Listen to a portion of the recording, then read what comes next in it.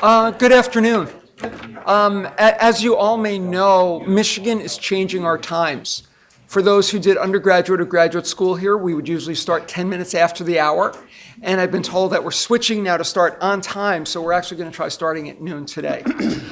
So welcome. I'm Stephen Bernstein. I'm the Chief Quality Officer for the health system, and I've got the privilege of introducing our speakers for today for our latest Lean Thinkers Talk series.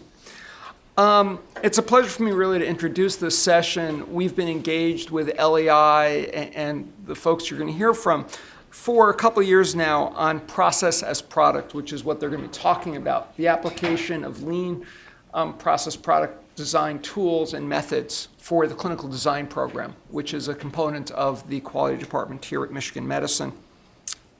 Our presenters are going to share how they applied this program to the CDI program and some of the lessons learned. We've got two local speakers. We've got Dr. Larry Marentette. Larry is a professor of otolaryngology and neurosurgery, and one more department, which is oral maxillofacial surgery. And Paul Pagliani is our administrative director for the CDI program. Larry is the medical director as well for the clinical design program. We also have a distinguished guest with us, Jim Morgan. Jim is standing over there and will be coming up shortly. Jim leads the LPPD initiative for the Lean Enterprise Institute. Jim doesn't look it, right? But Jim began his career in the Navy, where he served for 4 years, then did an apprenticeship where he actually got hands-on experience doing things like welding before deciding, academics isn't bad, and came here to the University of Michigan where he got his PhD from our College of Engineering. He was snapped up by Ford Motor Company after founding his own company, and served for about 10 years working with Alan Mulally and serving ultimately as director for exterior body design. So you can give him credit or fault for some of the products that came out during that era, both for the look, I guess, and for the construction of them. Jim has written extensively on product development and co-authored with Jeff Likert a book entitled The Toyota Product Development System, Integrating People, Process, and Technology. And I think, as you'll hear in their stories, about how we're trying to do the same thing here at Michigan Medicine. Jim also has the distinct pleasure or privilege of actually being one of our patients. And so he actually knows what goes on within our organization. And so I think that's helped influence some of the thinking they've had as they're thinking about applying LPPD to our product, which is really caring for patients. And I think that's ultimately why we're all here, to apply what we're doing in quality to make our patients' journey better. I'm going to stop now just because you really came here to hear these gentlemen talk and not to hear me talk some more. And so I'd like to just turn it over. I think Jim is going to do the introductions and do a brief background, and then we'll hear from Larry and Paul. Jim? Great. Thank you.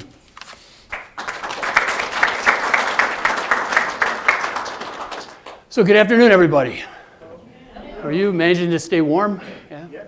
So first of all, thank you so much for inviting me to participate. I feel really honored. What you guys do working in the healthcare system is so important. And speaking on behalf of the patients that go through here, we really appreciate it. So thank you. So Dr. Marentette and Paul are going to talk about some really great work that they're doing in the CDI group, applying LPPD principles and methods to the development of processes there. It's really fantastic. It's actually path-breaking in some cases, I think, and going to be really important going forward. But before we get Dr. Marentette and Paul up here to talk about that, I'm just going to provide a little bit of background about how we got here. So first, just a little bit of history. LPPD has been around since Womack wrote The Machine That Changed the World. How many people have read The Machine? That's good. And, it's sad that number gets smaller and smaller the older I get. But it's really the book that started all this. They coined the term lean. They really introduced a lot of these concepts to the Western world. Very powerful book. There's a chapter in there written by Taka Fujimoto on Toyota's capability in product development that's really impressive, but as Jim Womack says, it seems to be the chapter that everybody kind of skipped over. They went right to the shop floor and didn't go very deep on product development for some reason. Later on, Taka went on to Harvard, and he and his department chair wrote a book called High Performance Product Development, where they elaborated a bit on some of these practices at Toyota. And then that led to a series of studies that happened at the University of Michigan. That's sort of what brought me into the lean orbit, was the opportunity to research some of this stuff and understand at a deeper level what was going on here, what was so different. And then, of course, some industry application of some of these practices. So why was everybody looking at Toyota? At the time, their lead time, their time to market, was about half of their competitors. Their development costs were about 2/3, with the highest profit per vehicle in the industry at the time. It was foundational for TPS. So a lot of the research that we did started out going upstream to better understand the enablers of TPS during the development process. And what we found was not only that, but a lot more as well. At the time, they dominated J.D. Power's as well as Consumer Reports for quality. They still do. The last 4 years in a row, Lexus and Toyota have been sort of number 1 and number 2 in quality. And also what we found was a disruptive model of product development that was much different than what the other auto companies were using. Much different. And it wasn't TPS for engineering. It wasn't the movement of these shop floor tools upstream. It was a fundamentally unique and different and much more powerful system. When I finished that research, I got the opportunity to go work at Ford Motor Company. Little did I know that I was joining them at a particularly interesting time. I got there about a year before Mullally did. I don't know how many of you remember that time, about 2006. But the year that Alan got there, Ford had lost $17 billion. They had been losing market share for about 20 years. They had the industry worst customer satisfaction. Their stock got down to about $1.90, maybe even a little bit lower. For those of you who bought, you're welcome. Our suppliers were going bankrupt so quickly, we actually had to set up war rooms to try to anticipate who was going to go out of business when, so we could shovel money at them to keep our assembly plants open. I mean, it was an awful time. And of course, there were massive layoffs that we went through, which was, professionally for me, the worst time of my entire career. Fortunately, we all know it had a happy ending. The year that Alan left, Ford made about $9 billion. They had seen about 3 or 4 years of market share increase. They actually had the industry leading customer satisfaction. Stock was roughly at $15, and a much stronger supply base. So this story is well known. What's less well known is that it was really a product-led revitalization. So when Alan went to Wall Street to borrow $23 billion, there were a lot of things we could have spent that money on at Ford, right? Our plants were old, our technology was old. There were a lot of problems. There were a lot of places to spend that money. But he knew that that would just put off the inevitable, right? That would buy us some time and we were going to end up right back in the same place again. And so we needed to make a fundamental change and create products that our customers actually valued and would pay for. And so we spent the lion's share of that reinventing our product development capability, starting with platform strategy, a completely new global product development process. We reorganized globally in the product group. And over the next 8 years, we completely reinvented our product portfolio globally. That's why I look like this. It was a busy time. But about 9 years into this journey, I had a bit of an interruption.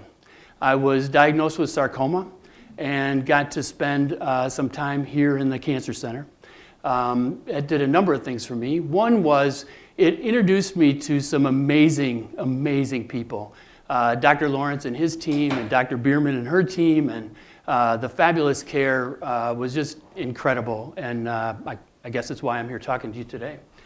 But it also gave me an opportunity to participate in the Patient-Centered Care Initiative. Is anybody here familiar with that in the Cancer Center? So I was able to work on that and start to understand some of the challenges that both you and the patients have in this system, and started to think about the application of LPPD in this unique environment. It also reintroduced me to Dr. Billy, who just joined us, who's, as everybody here I'm sure knows, a passionate advocate for lean. We had talked many times about LPPD in healthcare and what the potential was, and so when I actually did retire from Ford, he brought me over here and introduced me to a number of different people, including Dr. Bernstein and Dr. Marin-Ted and Paul, and we decided to try an experiment. CDI was already doing some great work, but they're always looking to get better, and if nothing more than another sort of arrow in the quiver came out of this, it would be well worthwhile. And so we agreed to try an experiment. And it started with my colleague Matt Zako and the team value stream mapping using PDVSM, which is sort of a multi-swim lane version of value stream mapping, to look at how they were doing their work and where the opportunities were to improve.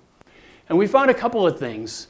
I'm going to go through these really quickly because Paul is going to elaborate more on how they were adapted to this environment, but this is sort of traditionally how they use. There's this idea of a study phase, and that's the front loading. That's the work that you do up front in a product development program.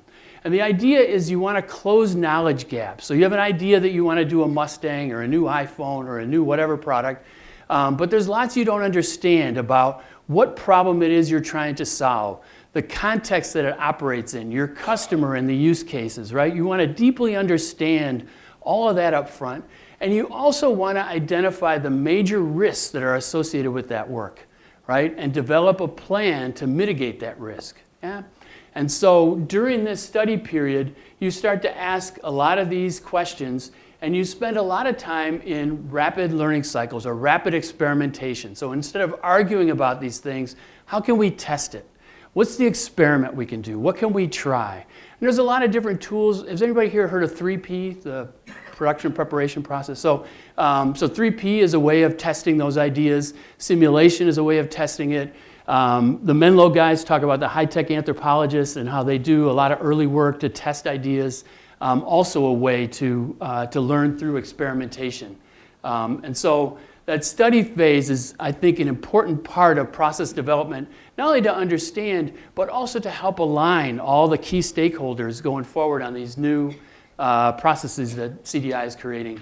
And the product of that study phase is something called a concept paper.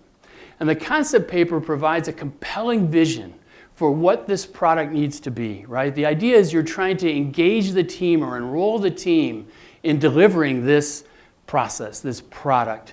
It identifies those high risks and it creates a plan to meet that, right?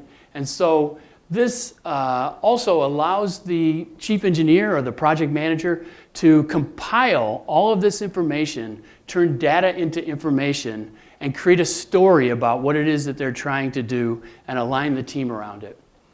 And when the concept paper is done, that information goes up on your Obeya walls, right? So your schedule, your milestone criteria, the trajectories that you create or glide paths you create to deliver key characteristics are the things that go up on the wall. And you're trying to create maximum transparency and collaboration across the team.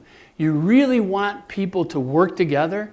You know, the thing at the top is a great Mullally saying, you can't manage a secret.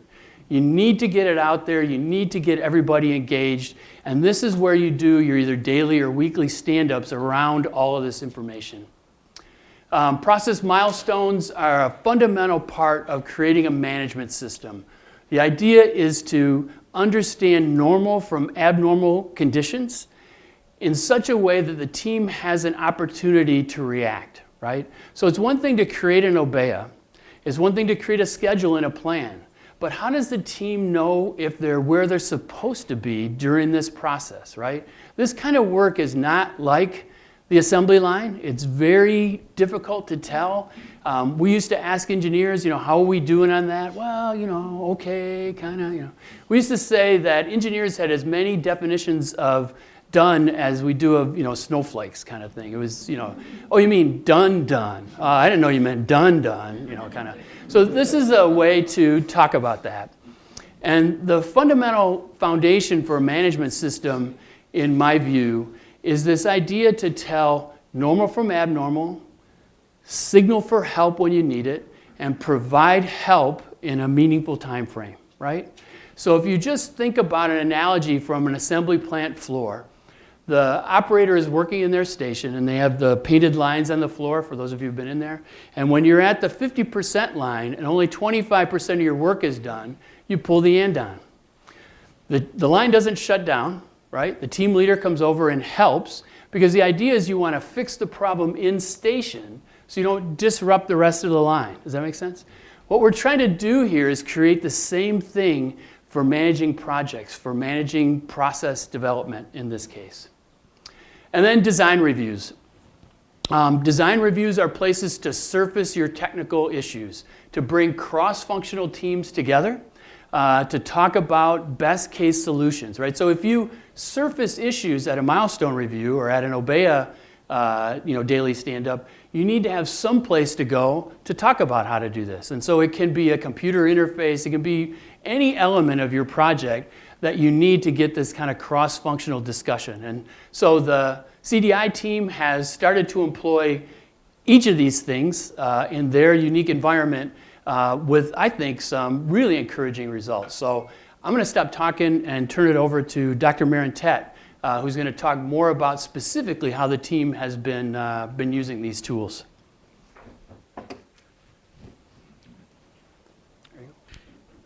Well, that's going to be a real hard act to follow. I got to say that. What I thought I would do is just give you sort of an overview of what we're doing, and then Paul is going to get into some of the details of exactly each step, how we manage each step of the way.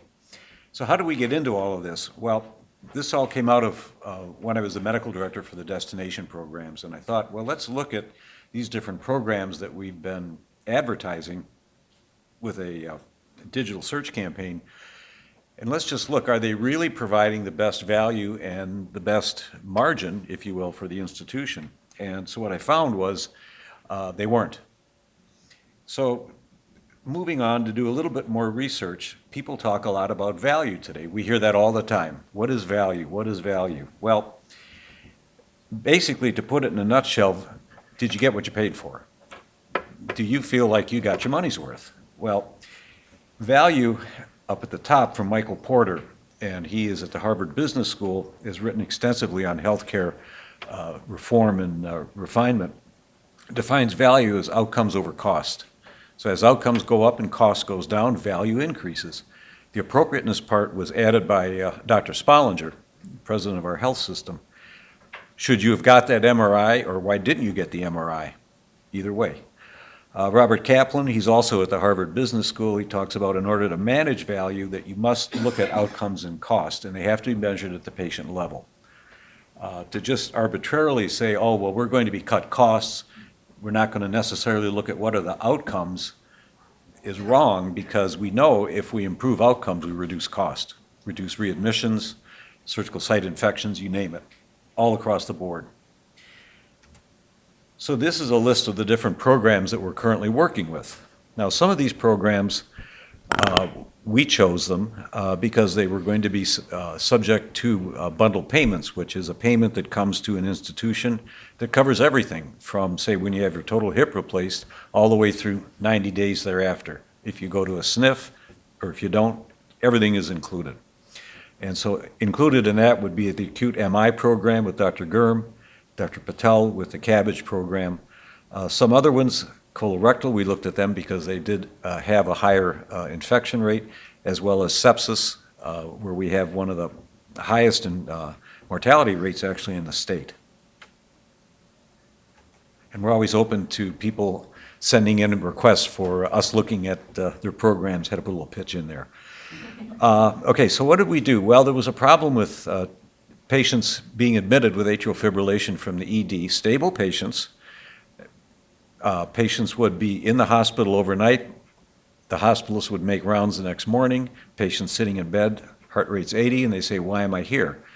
And so then the issue became, well, should some of these patients be treated orally in the ED, discharged, and then seen as an outpatient?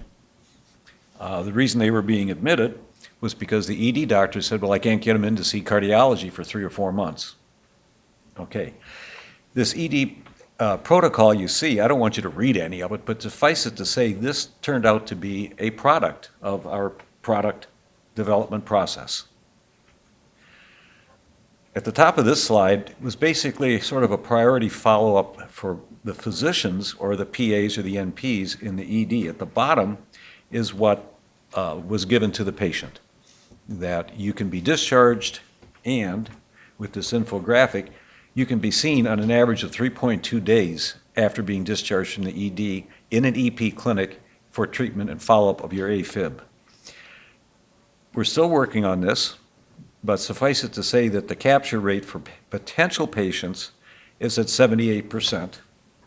And I think one important thing right here is that we potentially saved 188 bed days. Dr. Bernstein and I and Paul, we made a presentation at the hospital board, and President Schlissel asked, well, what can you guys do about the overcrowding in the hospital? And I answered, well, if we take some of the principles we learned out of this little project and apply them to other conditions throughout the hospital, rapid access, rapid follow-up on patients, I just have a gut feeling, I don't have data, and we don't assume anything in CDI, we only act upon data, but my gut feeling is that, yes, that could help the overcrowding. Excuse me, another product that we have is sepsis, sepsis treatment in the ED. Again, don't worry about reading this thing, but this just was a little flow sheet that came up. And when early on in this project, when a project manager was meeting with the residents in our ED, and they were telling them, well, we're going to develop this like a protocol of how patients could be treated in the emergency department, all the residents pulled out their iPhones and they said, oh, you mean like what we use at St. Joe's? It was like, okay, we got a ways to go here, folks. So to summarize that, what we looked at least in the emergency department for sepsis, and we're moving on to inpatient sepsis next, is really three different areas, which is identification, notification, and treatment. How do you identify it? We're doing screens, we're doing background screens. We're looking at different types of screens that could be alerting the nurse based on vital signs and other areas in my chart. So rather than design something and just go to the nurses and say, here, this is what you're going to use, our project manager, Andy Scott, developed different prototypes of what different screens could look like, sat down with the nurses and say, okay, which one do you think you would like to use the best? And again, that goes back to lean product and process development. You don't develop something and then give it to somebody and say, here, you go to the customer and say, what would you like? What is going to give you value? Where do you get your biggest bang for the buck? Oh, okay, I'm going to develop that. So it's opposite. Notification, how providers were notified, hey, there's a potential sepsis patient here that you need to jump all over this. And then treatment. NIPCO just stands for Nurse Initiated Patient Care Order. The nurse thinks, hey, this is a potential septic patient. They order that. It orders labs. They notify the physician. Order set gets initiated, and antibiotics, among other things, are then administered to the patient. So with that, I think I'll turn things over to Paul, and Paul's going to give you some more details about exactly what we're doing. All right, great, thanks. So we want to stop with about 10 minutes to go, 10 minutes to 1, so we have time for discussion and questions.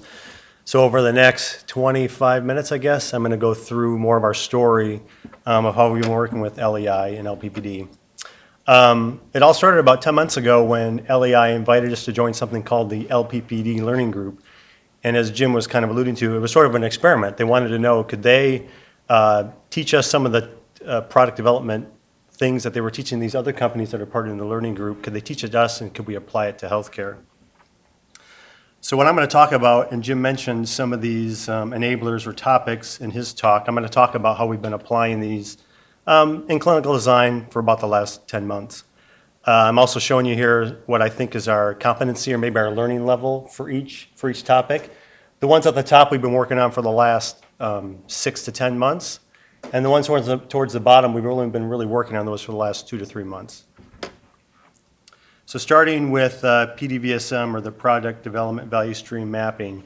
This is the first area we started working with Matt, because clinical design had been around for about 18 months when we started, but we knew we wanted to improve our structure and come up with a better management system.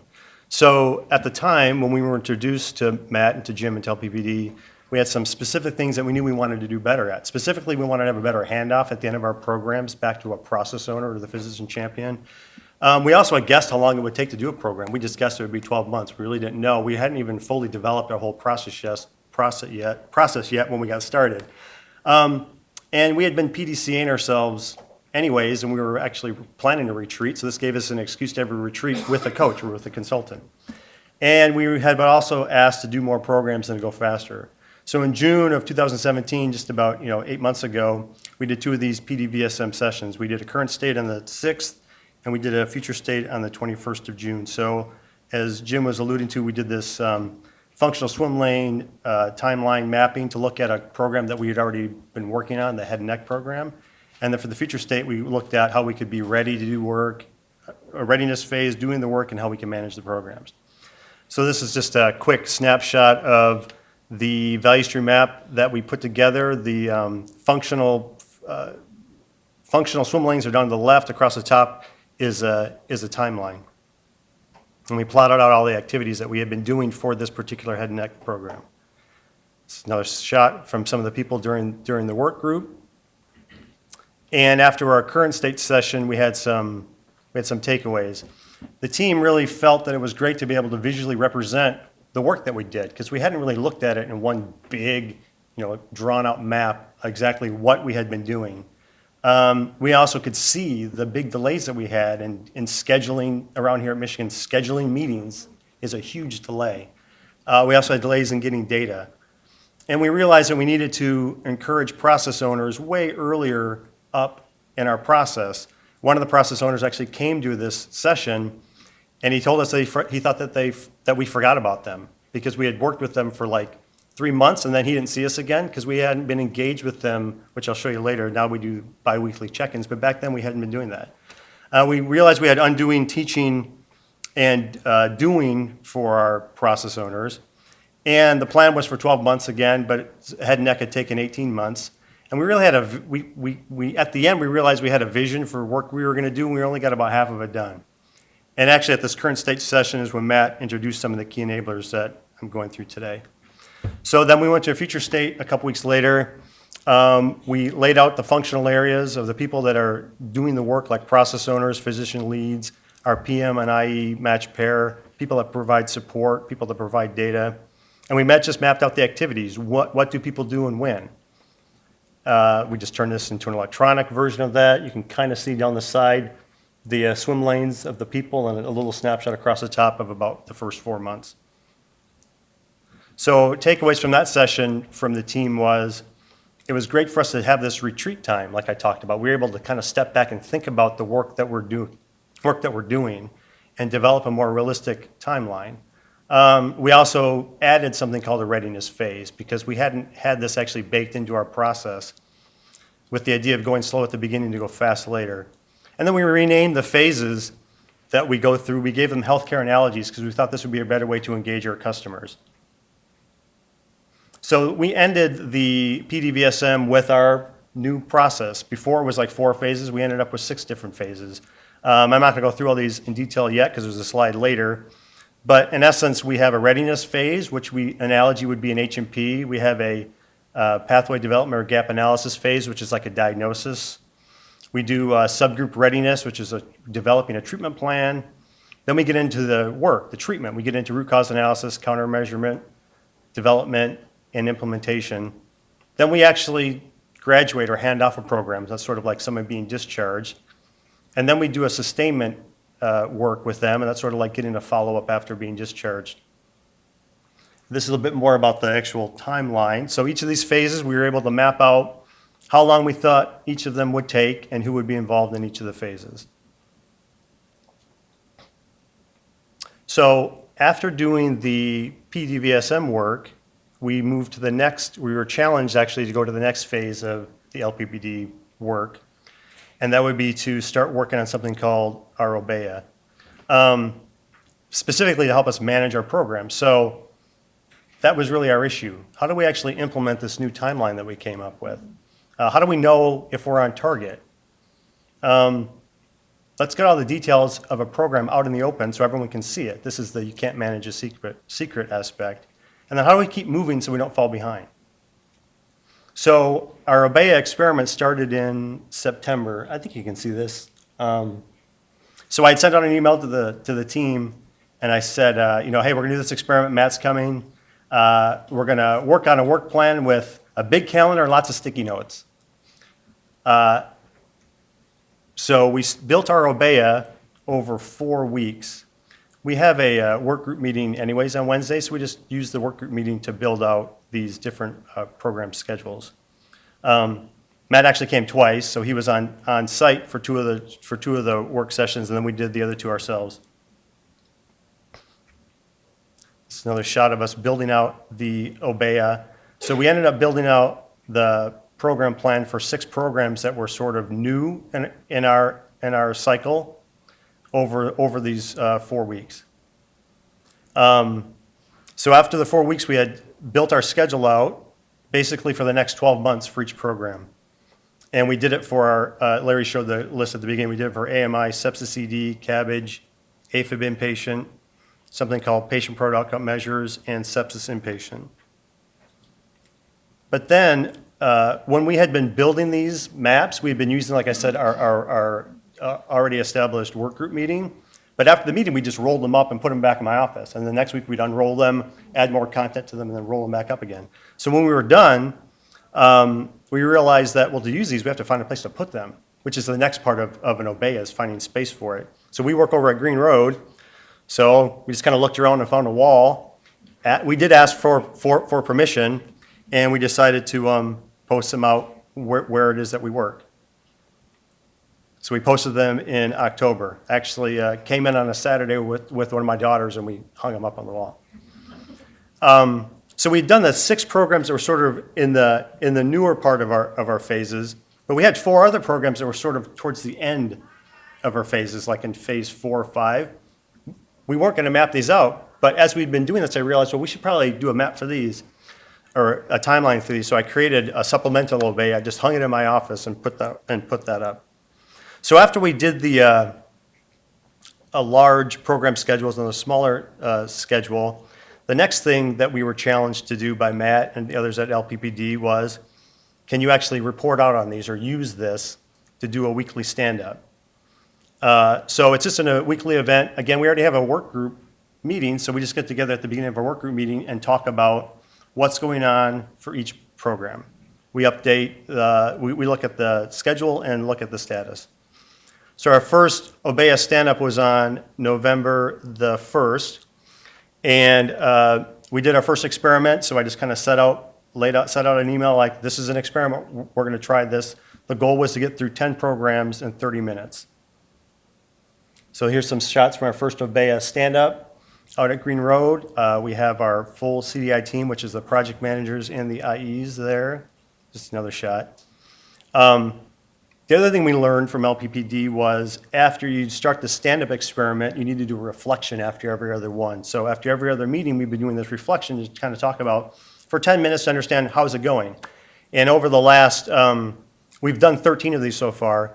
So over the last couple months, we've actually made some changes. We've added some rules that have really helped get through the stand-up better. We have a specific facilitator, a scribe, and a timekeeper. We made a rule that even though you have 3 minutes per program, the first 2 minutes are uninterrupted, and then the last minute is for questions or comments. A big deal is to focus on things that are red or things that are falling behind, and then and then talk about what you're planning to green. Don't really talk about the status of things that are going well. Focus on the things that are not going well. If things aren't going well, we have an and-on system. So we try to quickly problem solve, maybe in the moment. If not, we put it on a sheet that we're going to talk about, that we'll end up talking about later. And we track our experiments. So we've done 13 of these. I think this just shows 12. We just kind of track how long does it take and other things that we've been changing as we've been doing the Obeya.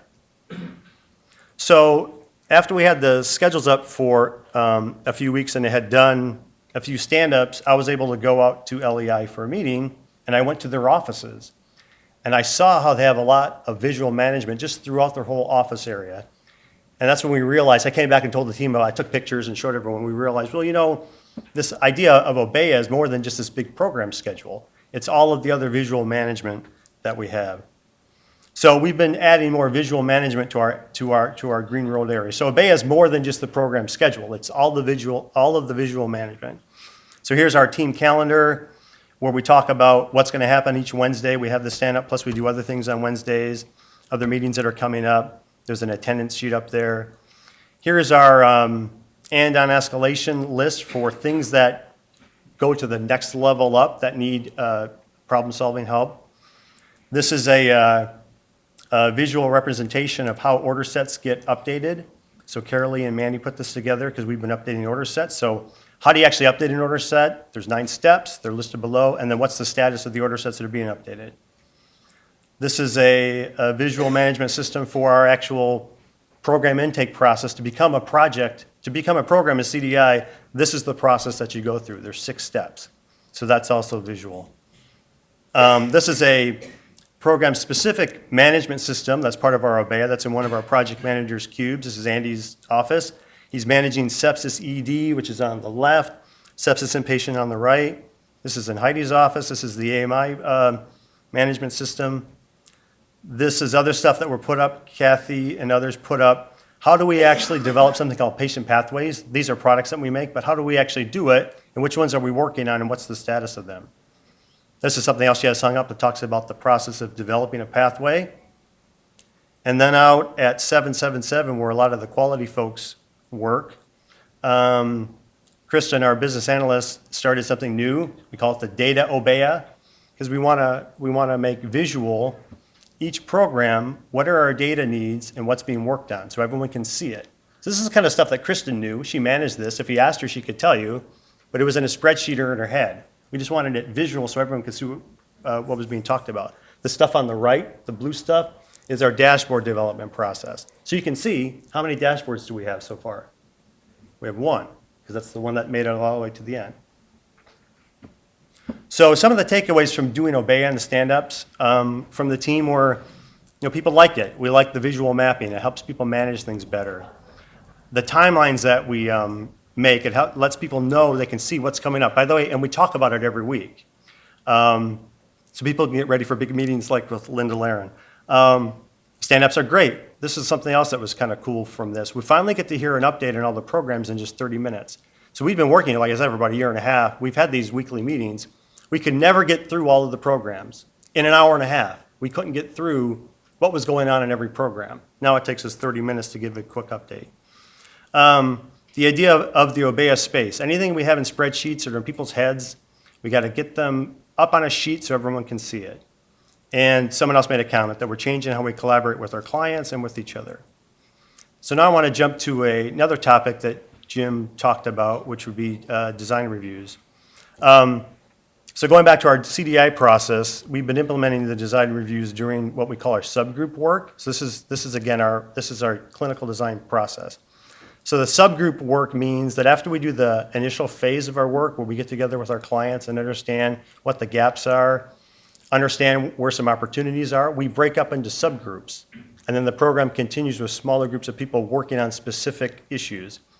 And we've been using design reviews as part of those subgroup meetings. So we really do 2 types of design reviews. We do something called innovation design reviews or the technical design reviews, and we do integration level design reviews. So the innovation ones are each subgroup itself meets every other week. We have this biweekly meeting cadence. We have a PM and an IE and a clinical counterpart, a process owner, sometimes a physician champion is there, and others that are part of the subgroup, and they get together every other week and they start with root cause analysis because they've probably been given a problem to work on. They do root cause analysis over the weeks, hopefully come up with countermeasures, prototype the countermeasures, do experiments, pilot them, and then implement them. Make prototypes. That's the whole point of the innovation design reviews. The integration level ones are at the program level. So each program has a program level IE and PM that works with a program level physician champion and process owner. And those people also meet every other week. So at the beginning I said, We hadn't been engaging them early on. That's one of the first things we learned. Now we bring the integration design reviews actually start way at the beginning, even before we've done the gap analysis. But it's at these design reviews where, at the program level, we're seeing how all of these other subgroups are actually fitting together. How do they all align with each other? What things are they making? What things are they testing? And this group could also then determine what's the best way to launch stuff. I say they actually become the innovation group becomes the product development team, and the integration group becomes the product launch team. So just to talk about this a bit more, this is from Andy's cube from a couple weeks ago. I think I took a picture of this. So this is how he's managing the sepsis ED process. There's 5 subgroups in the blue that are doing technical design reviews. Each of the subgroups have a task. And Larry actually kind of alluded to these earlier when he talked about sepsis. The one at the top is initial identification. The second one is called ongoing identification. The third one's called notification. The fourth one is treatment, and the fifth one is handoff. So each of those subgroups were put together after our gap analysis and then sent off to work on those aspects of sepsis ED. And it's within those subgroup meetings or those design review meetings where they're doing root cause analysis and they're actually making products, they're actually making prototypes to solve these issues. Along the bottom is the integration meeting that Andy has and Olivia and Ian, the IEs, with the actual program level leads. That's when they're planning to implement the countermeasures or developing launch plans and how they align across the subgroups. So as an example of prototypes I wanted to show you, so the first subgroup, subgroup 1, initial identification, this is one of the prototypes. This is something new that group has created that's going to be built in MyChart, but this is the prototype of it, where they decided to mock up a screen in PowerPoint so they could refine the design and get it to where people wanted it to be before it's turned over to MyChart to be built. This is the prototype of the BPAs. This is a prototype of the background screen or the ongoing screen. This is the prototype of the physician level BPA.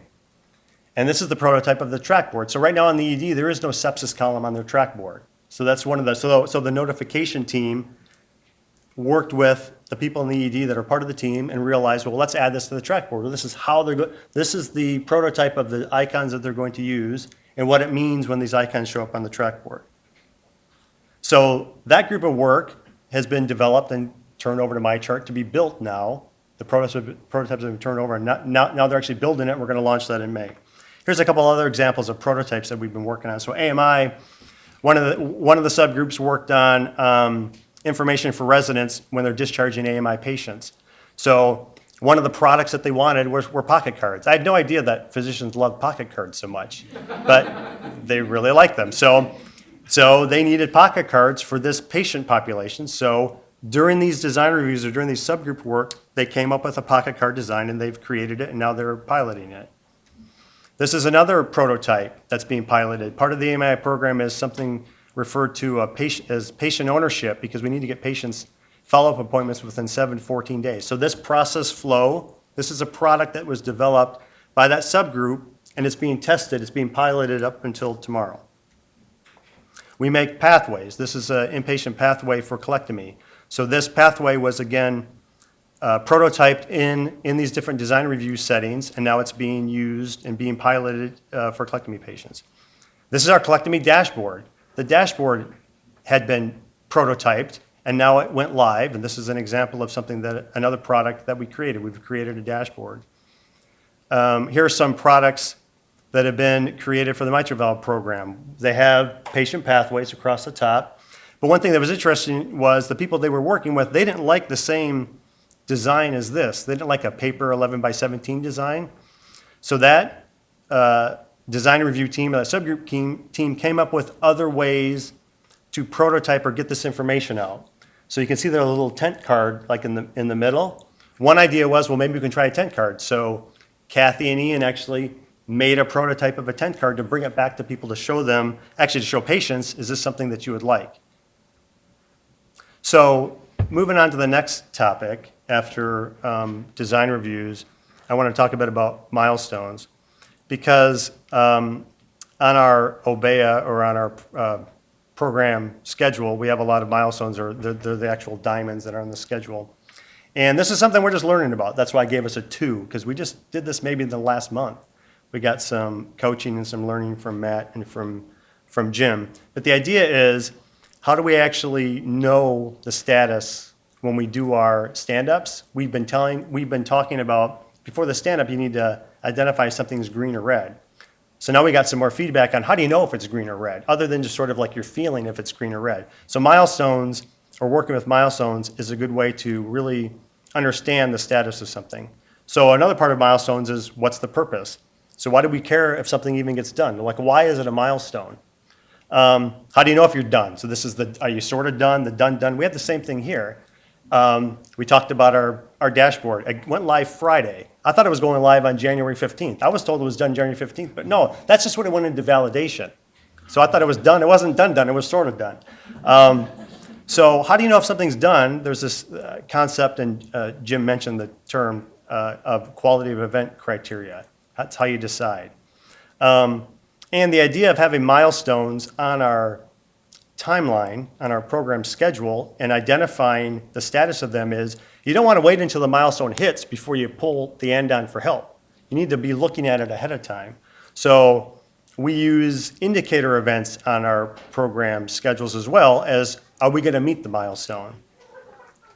So this is, as of, I think, a couple days ago, the little sliver in the middle, because our program schedule, we have multiple programs on them. That's just a snapshot of the sepsis ED column, a row, where Andy was trying to add some quality of event criteria. So we're actually trying to apply this now. So when he has a milestone that says, develop handoff checklist, there's actually a couple things underneath there. One of them says schedule next meeting, and I can't read what the other one says, but he's got some definition for what does that mean if that thing has been done. So the second to the last thing I'm going to talk about is just this idea of the study phase.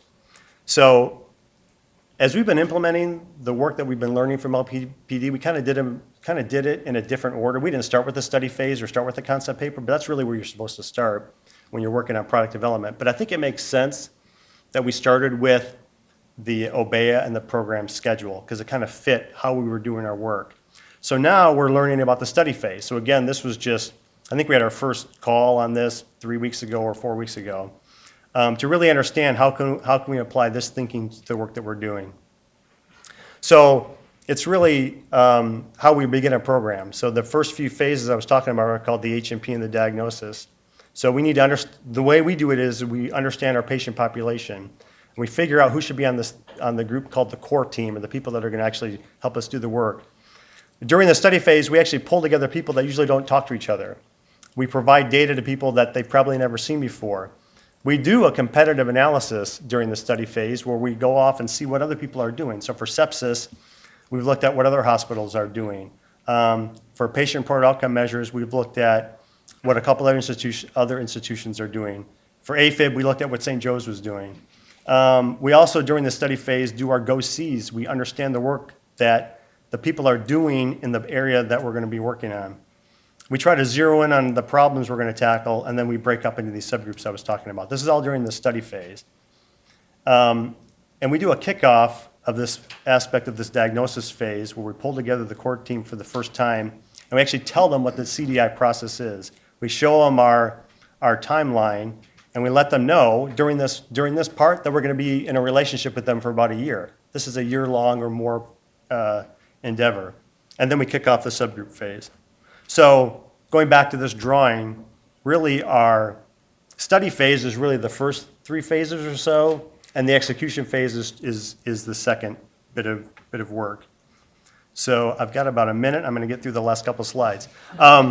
So a big part of the study phase is the series of work sessions that we do. We do 7 of them. We have readiness at the beginning, and then gap analysis for 7 meetings. The 7th meeting is really our kickoff for the subgroup readiness phase. So the last thing I'm going to talk about, and I have just enough time, is concept papers. So again, like Jim was saying, the study phase is something that we're able to do now in our newest programs, patient-reported outcome measures, sepsis inpatient. We're focusing more on the study part of it. We're trying to create concept papers. So as Jim mentioned, this is what comes out of the study phase. It documents what it is that we've been learning during this part of the work. We've been experimenting with concept papers by going backwards. So we tried to go back in time a bit and make a concept paper for our AMI program and for sepsis ED. I think that was a good exercise. It was good work, but it really isn't the same. Actually, we had a meeting about this morning where Heidi brought in the latest version of the concept paper for the patient-reported outcome measure program. So we're trying to document the program vision. This is where we document the competitive analysis work that we're doing. So for PROMS, she's documenting that they've talked to other hospitals that have already invented this work, that are already ahead of us, and understanding what it is they're doing. But this all goes into this paper that we want to use as the true north of what the program is. This is what we're going to really understand. Are the things that we're making, do they actually fit the vision of the program? And are we meeting the intent of the program? So, I do have one more slide, sorry, next steps. So we're gonna move our OBEA because we're moving offices from Green Road to NIB. We're setting up another OBEA at 777. We're kind of splitting up a little bit, continuing to work on that, continuing to improve our design review work, and we're working on milestones, and we're continuing to experiment with concept papers. And with that, it's about 9 minutes of time for us to talk, to take questions or to have a discussion. Thanks. So I think it's really fitting that we have a picture of Jim Harbaugh up here, because all of us know what Bo Schembechler said, right? This is all about team. It's not about any individual person. And this is not just about the CDI team, it's about all of us working together. So whether it's working with the people in the ED, whether it's working with the surgeons for CABG, whether it's working for our electrophysiologists and our ED docs for AFib in the ED or inpatient, it really is that critical element of us all working together. But there was something that Jim Morgan had written, which as I was listening to this and seeing all the visual management that I think we should all reflect on, Jim, about 1.5 years ago, wrote that a strategy can turn into wallpaper if you don't have the right system in place to support it. And I think if you look at all the stuff we talk about visual management, it is not just put something up on the wall, right? It can become wallpaper. We ignore it. It's living that life about having that there to really guide us. But merely having that without following through won't lead to improvements. So I'm going to stop talking. I'd like to ask Paul, Larry, and Jim just to come on up and just open it up for questions. We've got about 7 minutes or so. I mean, this was just an outstanding presentation, but I don't want to take up all the air in the room. So questions from people out there, comments. We'll start with you, and then I'll let you guys. Okay, that's fine. You guys mentioned sort of in the early phases you developed a core team that will participate in there. I was wondering, are those typically made up of decision makers in those areas or really the frontline staff? And do you see a benefit or success one way or the other? So I'm looking at my team here to go ahead and chime in, but I'd say it's a combination of both. We typically ask the physician champion and the main process owner to identify people that are actually doing the work. So whatever program we're working on. So for AMI, we knew we were going to be working with obviously AMI patients, so we needed to have people on the core team that actually take care of the patients. Yep. Oh, Dr. Billy? Yeah, so great job to you all. And I know Jim and I think you each mentioned that the purpose of the visual management is to tell, are we ahead or behind, tell normal from abnormal right now and get help.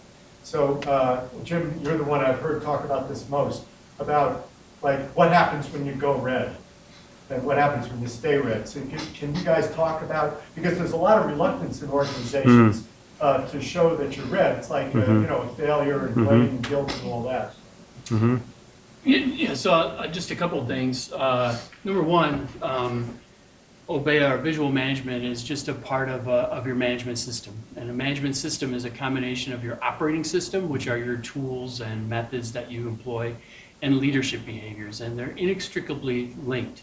And so one of the changes that we saw at Ford, that I didn't get into, is everything was green all the time. So Mullally was, a month into his BPR meetings, and everything the team was looking at was green. And he just kind of stopped the meeting and said, look we just lost $17 billion. All our programs are late, we're losing market share, and our quality's no good, but everything is green. So we're either not telling me the truth or we're measuring the wrong things, but either way, we got to fix this.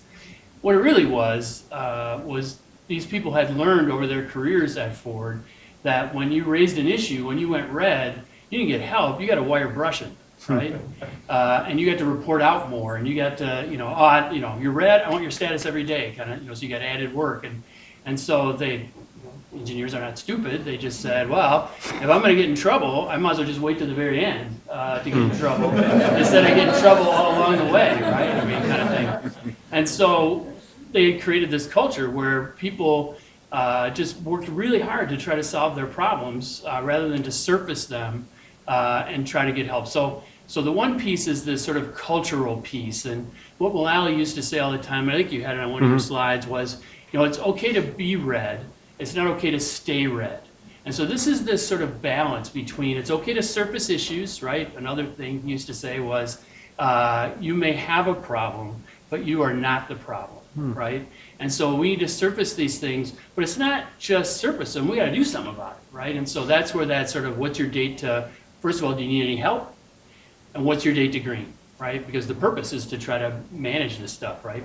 And so that's the other missing piece, in addition to culture, is what is your response that looks like help? So people get excited about this stuff, and they do visual management, and they have daily stand-ups.